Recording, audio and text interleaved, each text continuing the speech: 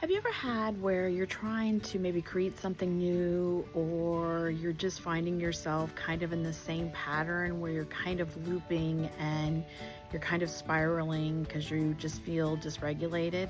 Well, I have some tips that might help you kind of break that pattern. If this sounds good to you, stay tuned.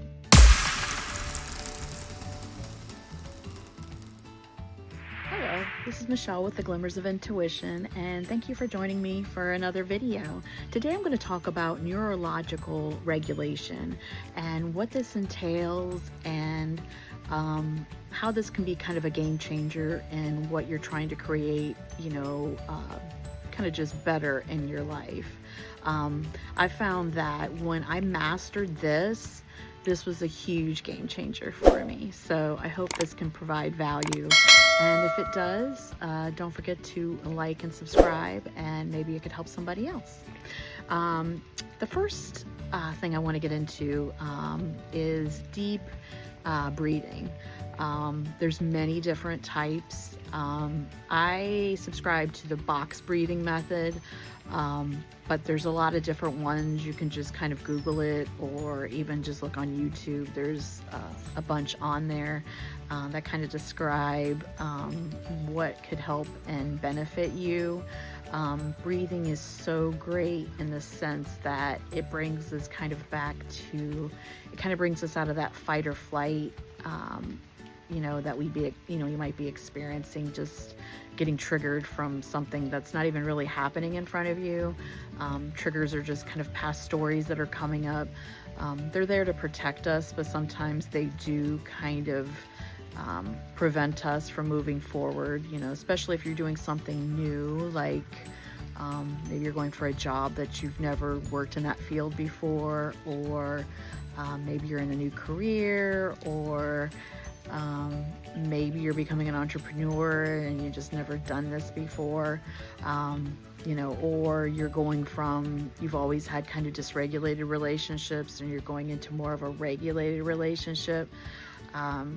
This second half of my life, I've really I've cultivated a group around me that they support my nervous system rather than not. It doesn't even just have to be an intimate partner, just friends, people that support you. It's so important to have, your nervous system to be, regulated rather than dysregulated.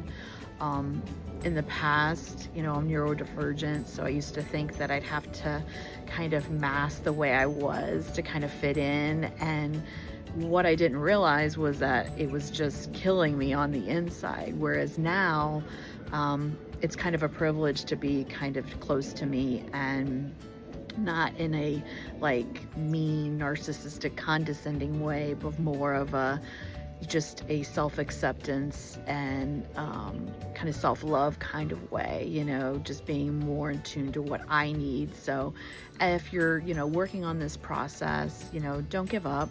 And I will also say, just have some grace with yourself, because, even going towards something that's really good for us, our brains tend to want to work against us in the sense that they're just trying to protect us. So another thing that you can do is just kind of increase movement, even if it's just 10-15 minutes at a time. It's just really important to, get yourself moving, and you want to definitely make sure that you incorporate that someplace. Doesn't mean that you have to hit the gym, but maybe just going for a walk, or if you're in a region where you can ride a bike. I know a lot of us are in kind of winter conditions right now, so that may not be possible, but you could even bring it inside if need be, if the conditions outside aren't favorable to go and walk around. Mindfulness is really important. If you meditate, if you journal, giving your mind that time to kind of maybe challenge things that might be holding you back. I, just started in the last couple years challenging my beliefs, and a lot of times you'll get something that, your mind wants to push back on, but persist in, seeking, challenging those beliefs. And when you find something that's not working for you, there's nothing wrong with creating like an affirmation or a mantra to go against what was in the past, but now we're redirecting our thoughts to what we do want and what will make you more secure in you. So, and what's so important is, listening to your body. Sorry, my dog is, ruling the castle. Getting your, biofeedback in the sense that, listening to what, your body is telling you. A lot of times, we allow ourselves to get run down and, we're in bed or whatever, and with something I've noticed where if I kind of just give myself a moment and maybe take a break, not necessarily go gung-ho in the gym or in just what I'm doing in my life, giving, and it's not just physical, it's mental. There's nothing wrong with giving yourself a little bit of space and a little bit of time, in the sense that you need that, even if it's 5-10 minutes just sitting in the car or in your bedroom or going for a walk. There's so much that we tend to think that we have to do, whereas you're the only you, so you are kind of the ruler in your world, so you have a say into what is going to work and not work for you, and there's no shame in that.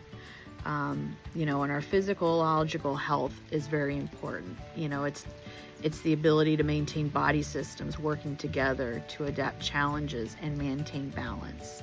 And with neurological regulation, you're regulating the parasympathetic and the sympathetic nervous system to regulate together for you to have that inner peace and just that calmness.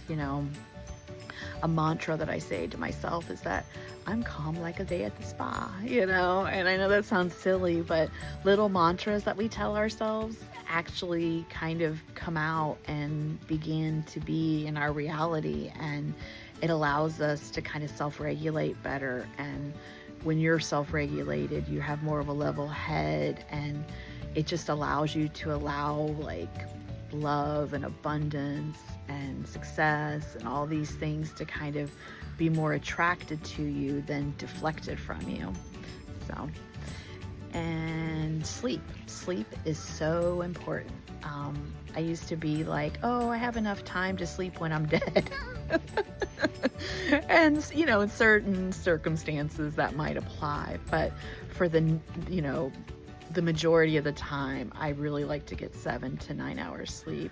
I used to think that you had to kind of, be up at 5 and be that first one at the gym and that last one to go to bed. And now I kind of look at all that different. Not that that's not bad, but I definitely listen to my body, and I, do what works for me.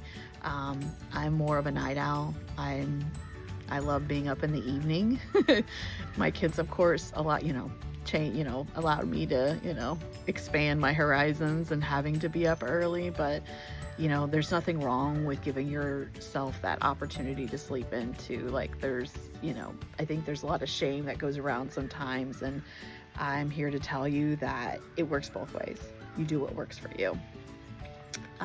And breaks from technology doesn't necessarily mean you need to run out and go for a walk, but there's no shame in just kind of just being, doing something that doesn't involve a computer, tablet, phone. There's, you can put yourself on do not disturb, there's, I think that I know myself I don't operate like this anymore, that I used to think that every time my phone rang or I got a ding of some sort of message indicated that I'd have to run over and check it. And now I'm a lot less nervous and a lot less anxious when I just kind of let things flow. And not that I don't look at my phone, I do, but I don't feel like I'm chained to it like I used to be, and I think it's so important to stress too, I think a lot of us, when we get in relationships, we think that, we have to be tied to our partner 24/7, and you don't. Like, you don't. You can allow them to do their thing, you do your thing, and you guys meet, at a certain time, or, you may not realize it, but you're making each other nervous sometimes or anxious, and you don't need to. It's definitely healthy to, like, interact during the day and be like, hey, how you doing, but when you start to, like, expect it, I try to give from a place of giving rather than receiving. And what I mean by that is that, when I message somebody, I don't expect them to, like, hit me back, like, immediately, like, I expect it when they can.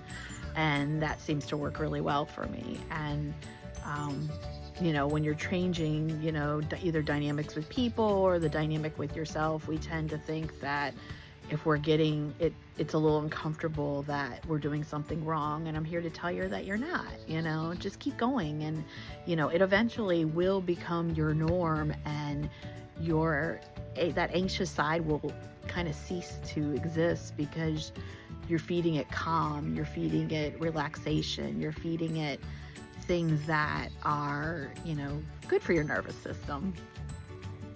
And, I can't stress enough, like, just how prioritizing, your nervous system is just so important, and whatever that looks like for you. And it's so important, I think, especially, like, I know for me in the past, I used to pick partners that weren't good for my nervous system, and I really can't fault them so much, but it was because I wasn't taking care of my nervous system. So when you are taking care of your nervous system, the others around you will just kind of fall into suit because they're following your lead.